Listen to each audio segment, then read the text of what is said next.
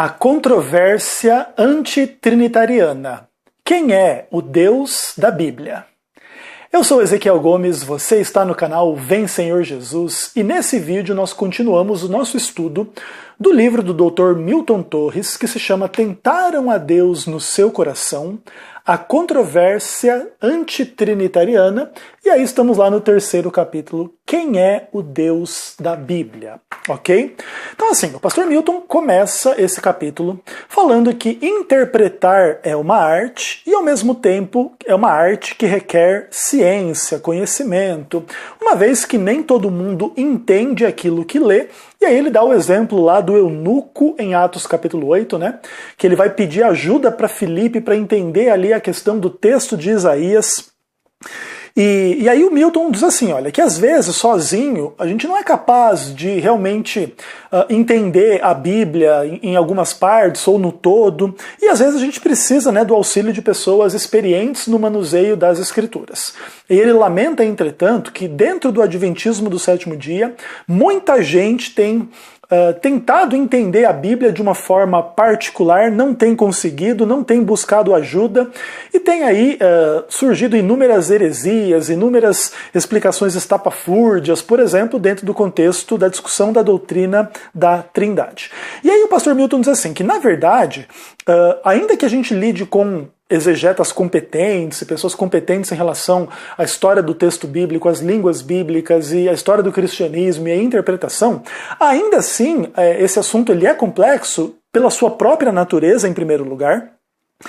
Quando as pessoas não conhecem as línguas bíblicas ou o processo de transmissão e cópias das escrituras e tal, isso pode prejudicar a compreensão de alguns, porque agora começam a criar teorias de conspiração, que a Bíblia foi adulterada para pregar a Trindade e coisas assim desse tipo, e isso muitas vezes prejudica, né, o conhecimento das pessoas em relação a esse assunto. E em terceiro lugar, ele fala que às vezes contextos assim de polêmicas internas dentro de uma religião podem fazer algumas pessoas caminhar na direção de uma heresia, não porque elas acreditem de fato naquela heresia e tal, mas porque aquela heresia ajuda eles, dá a eles munição para brigar com a igreja que os magoou e machucou e etc. Né? Isso é uma coisa inclusive muito comum. Né? Então o camarada lá ele é excluído da igreja porque ele traiu a esposa. Ele vai para a internet e descobre que tem uma polêmica dizendo que a igreja adventista acredita na Trindade, a Trindade é uma coisa errada. Então ele começa a dizer que a Trindade é uma coisa errada para dizer essa igreja aí ridícula, ensina as coisas tudo errado e tal, não sei o quê, para inclusive minimizar um pouco do desconforto dele em relação, né, a uma disciplina, uma exclusão pela qual ele passou em função de um problema particular. Tudo isso, né, às vezes cria complexidades em torno da questão da exegese de textos e de temas bíblicos. E aí o pastor Milton lembra que, assim, que Deus obviamente é um absoluto mistério em termos da sua existência, sua natureza, e muitas vezes assim, isso também tem que ser levado em conta quando a gente vai estudar o assunto da questão da Trindade, e ele vai colocar a partir de então várias coisas que as pessoas colocam para tentar minimizar a crença na Trindade, especificamente rejeitando a questão de Cristo como divino, né? Porque, como eu já falei nos vídeos anteriores, a noção da divindade de Cristo foi o estopim inicial para aquilo que iria se tornar a doutrina da Trindade, né? É porque Deus é que nos salvou, e esse Deus é Cristo e se relacionava com outro chamado Pai, e era cheio do Espírito, e foi gerado pelo Espírito e tal, dentro do contexto da missão de Cristo, da pessoa de Cristo, etc., que tudo isso vai começar a ser pensado, e aí o Novo Testamento vai dar as bases e os fundamentos para a gente estabelecer a doutrina bíblica de Deus em termos cristãos, que é a doutrina da Trindade. Aí assim, olha, o pastor Milton ele começa a dizer o seguinte: algumas pessoas tentam usar todo tipo de argumento para negar a doutrina da Trindade. Então, um deles, por exemplo, lá nos 10 mandamentos, né, o primeiro dos 10 mandamentos, Deus diz, né, não terás outros deuses diante de mim. Aí alguns dizem assim, tá vendo? esse mim é uma única pessoa, seria, por exemplo, Deus o Pai. E isso por si só já excluiria qualquer noção de divindade de fato de Cristo ou do Espírito Santo ou de qualquer outra coisa, porque é outro Deus diante de mim, só tem um que é Deus e o Pai e etc. E aí, ok, aqui isso nega a doutrina da Trindade. Aí o Dr. Milton diz assim que se as coisas fossem trabalhadas dentro desse nível de superficialidade, a mera leitura de Gênesis 1:26, façamos o homem à nossa imagem, já provaria que Deus é plural, porque é nossa imagem, nossa semelhança. E ele dá outros exemplos em Gênesis 11, em Isaías 6, onde vai dizer a noção assim de que Deus se revela como plural, né? Por exemplo, lá em Isaías, né? Então Isaías tem uma visão de Deus e aí se pergunta, quem enviarei? Quem há de ir por nós? Então ali existe a noção de unidade e pluralidade em Deus, né? É Deus que envia e ele vai por nós, né? Dentro de uma noção assim mais ou menos análoga ao homem ter sido criado à nossa imagem, à nossa semelhança, no plural, demonstrando a noção de pluralidade dentro da divindade. Ok, claro que essas questões do Antigo Testamento de uma forma específica, ainda são incipientes em relação àquilo que virá no Novo Testamento. Mas a gênese ou a semente da ideia já está presente no Antigo Testamento, demonstrando que quando o Novo Testamento deixa mais clara a noção da pluralidade dentro da divindade, o Novo Testamento não rompe com o Antigo Testamento como se o Antigo Testamento ensinasse uma heresia que o Novo Testamento veio corrigir, ok? Inclusive isso é uma questão importante para a relação entre Antigo Testamento e Novo Testamento. Então o pastor Milton ele diz assim, olha, que a noção que Deus é um deve ser entendida em contraste com o politeísmo. E é comparável à declaração escriturística de que homem e mulher se tornam uma só carne pela união do matrimônio. Isto é, a divindade está unida de forma tão íntima e pessoal que Deus é um. E aí ele vai falar assim em termos de natureza, essência, propósito e etc. Né? Apesar da pluralidade de pessoas, Deus é um. Assim como Adão e Eva unidos são uma só carne, ok? Mantém a sua noção de individualidade e pluralidade de pessoas e que unidas formam um só corpo, uma só carne e, no caso, um só Deus, ok?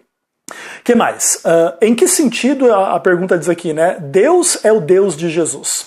Então, alguns apontam as inúmeras instâncias onde Jesus chama o Pai de Deus, esse é o meu Deus e o vosso Deus e Pai, e Jesus ensina a gente a orar Pai Nosso que estás no céu e etc. Para querer dizer, tá vendo? Ó, Deus é o Deus de Jesus, então Jesus não pode ser Deus, porque Deus não tem Deus.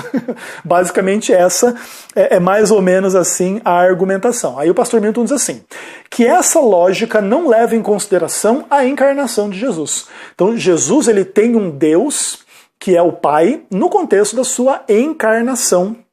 Ok? Ainda que naturalmente a gente pode transcender como é que é o tratamento entre as pessoas da divindade antes da encarnação ou fora dessa esfera materializada que Jesus estava ali falando estas coisas. Então um pode olhar para o outro e dizer você é Deus, o outro dizer você também, estamos aqui, somos três e somos um. Obviamente que isso é uma questão assim que parece obviamente muito louca, muito estranha para a maioria das pessoas. Inclusive esse é um grande mistério, né? É a relação da Trindade entre si, dentro de si, como que isso funciona, como que não. Cada uma das três pessoas é plenamente Deus, plenamente idênticas umas às outras, apesar de manterem a distinção de cada uma ser uma. É uma coisa realmente, de fato, muito maluca, muito interessante de você vislumbrar. E você viu o outro, e um é o outro, e um não é o outro. Essa, inclusive, é a questão mais complexa, né? Eu e o Pai somos um, mas um é o Pai e o outro é o Filho. E é um, enfim, né? Isso inclusive, essas complexidades são provavelmente a maior muleta que os antitrinitarianos usam para tentar enganar as pessoas, dizer que a doutrina não é bíblica. Ela é bíblica, apesar dela ser complexa em função da realidade, de fato, como é que uma coisa consegue ser um e três ao mesmo tempo, no caso, Deus, né? Aí, óbvio, quando a gente lembra que Deus é maior, transcendente, misterioso, tem uma natureza, inclusive, que a gente mal é capaz de vislumbrar, muito menos de descrever, então a coisa talvez fique, assim, não tão complexa. Ou pelo menos, assim, o nosso problema em entender isso fique não tão complexo, ok?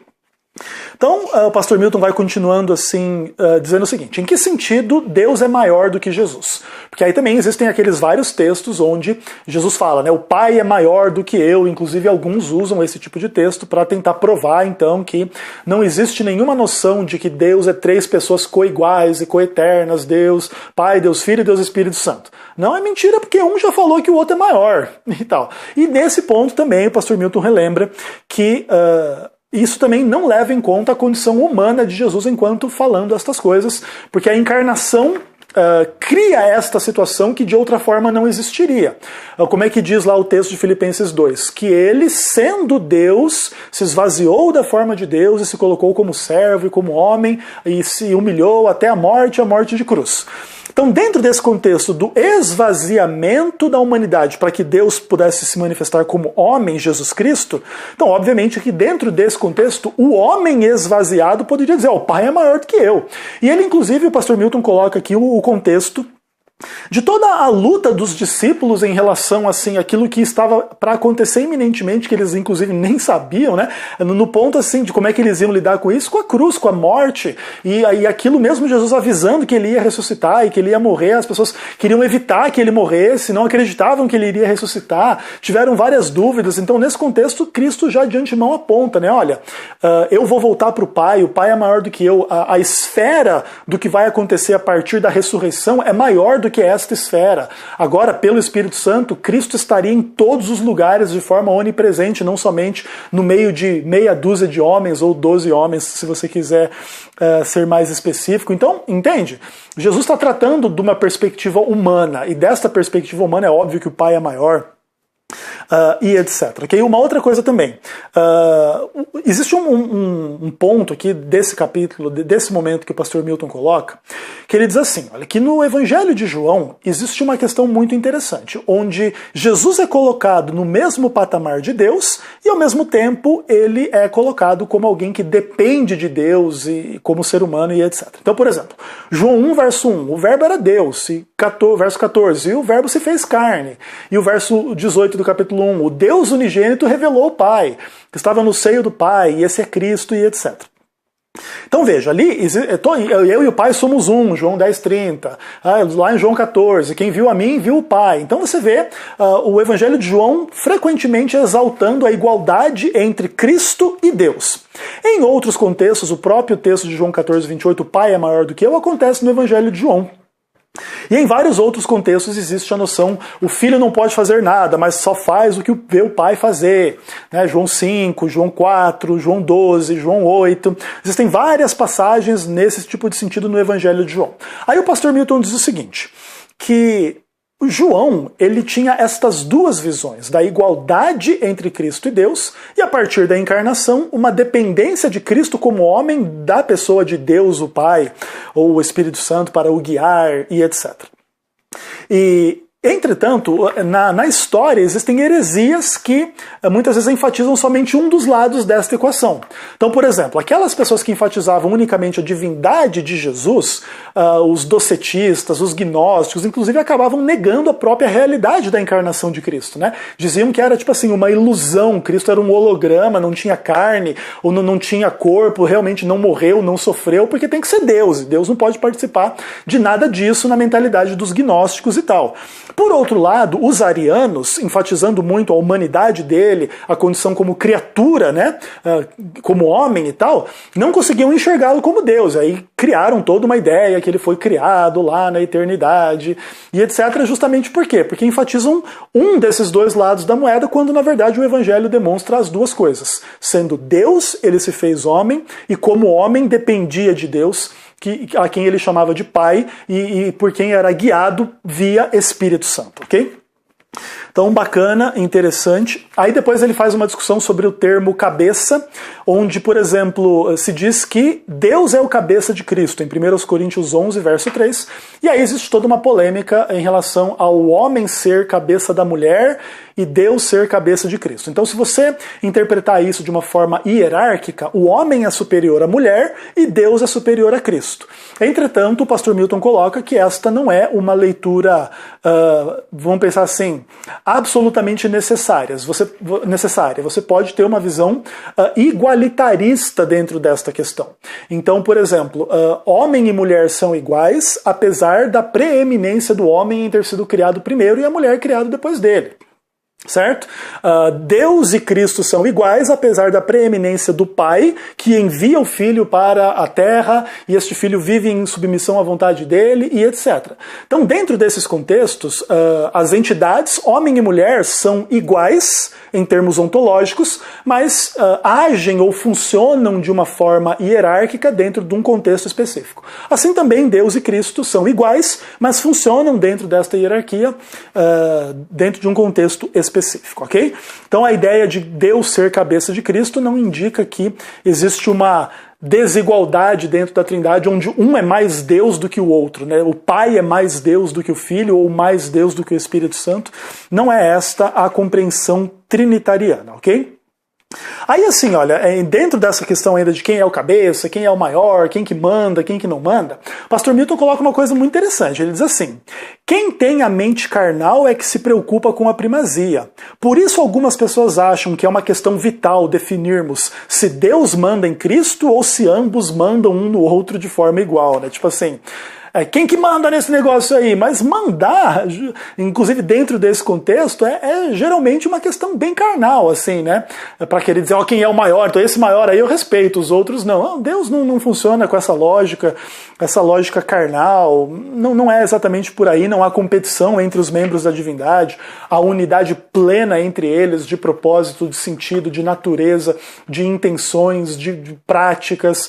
Existe coerência absoluta em Deus como um ser perfeito que é. E sendo assim, qualquer um que partilhe desse estado, desta condição de ser Deus, no caso Pai, Filho e Espírito Santo, todos eles mantêm essas mesmas qualidades de forma perfeita. Então não há briga, não há desarmonia, não há um querer ser maior que o outro ou se colocar abaixo do outro num sentido assim de inferioridade, de coisas erradas, ruins, imperfeitas e tal. Então não é assim que funciona.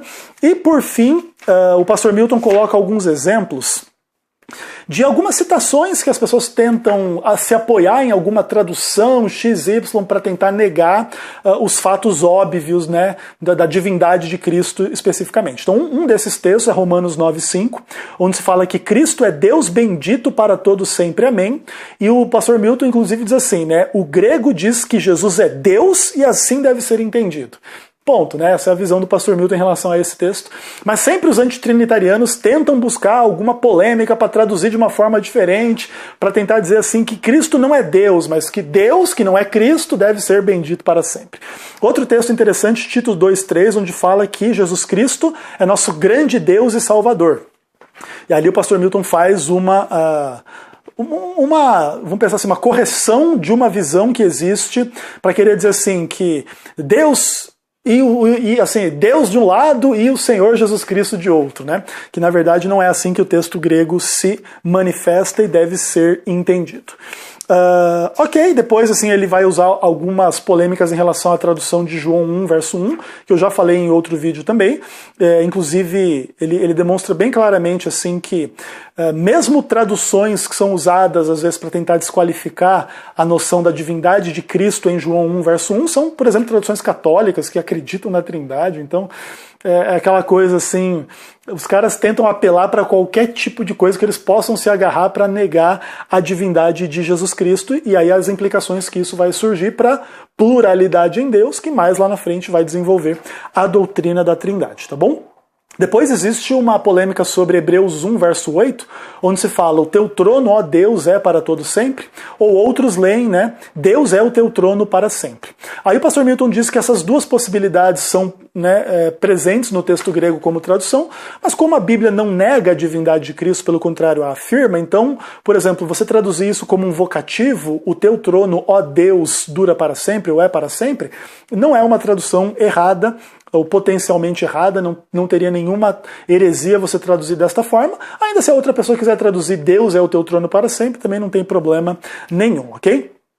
Aí, conclusão do capítulo, ele diz o seguinte, Deus, como visto na Bíblia, é uma comunidade com admirável clareza de propósito e indissolúvel consistência de comportamento, disposto a todos os riscos para preservar a integridade daqueles a quem ama e intensamente comunicativo e afetuoso. Quer dizer que Deus é amor, essa comunidade de pessoas na divindade e etc. O Pai, o Filho e o Espírito Santo formam a eterna comunidade que fez do amor uma lei soberana para todo o universo.